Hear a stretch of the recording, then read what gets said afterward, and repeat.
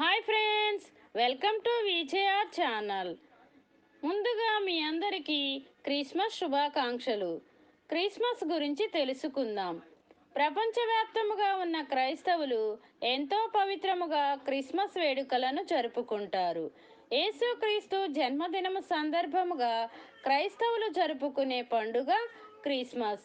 క్రైస్తవులు చర్చిలలో ప్రత్యేక ప్రార్థనలు నిర్వహిస్తారు.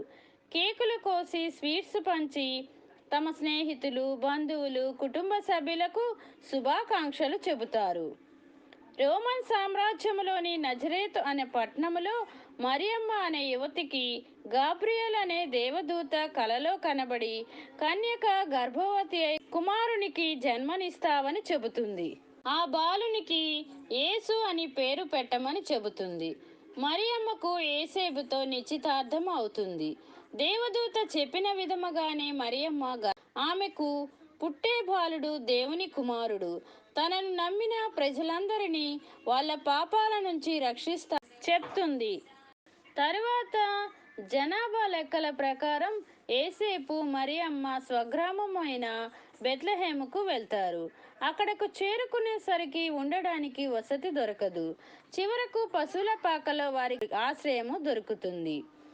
అక్కడే మరియమ్మ యేసేపుకు జన్మనిస్తుంది.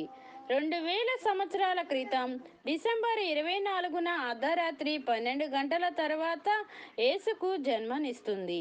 యేసు పుట్టిన వెంటనే ఆకాశంలో ఒక నక్షత్రం పుడుతుంది.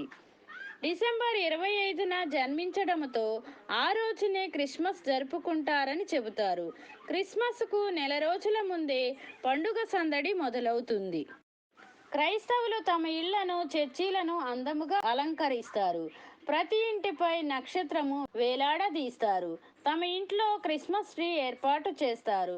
దానికి రంగురంగుల కాగితాలు, నక్షత్రాలు, పూలతోనూ గంటలతోనూ అలంకరిస్తారు. లాటిన్ భాషలో క్రిస్మస్ అనగా క్రీస్త్, మాస్ అనగా ఆరాధన, అంటే క్రీస్తుతో ఆరాధన. క్రిస్మస్ యేసుక్రీస్తు జననానికి గుర్తుగా ప్రపంచవ్యాప్తముగా కోట్లాది ప్రజలు జరుపుకునే పండుగ.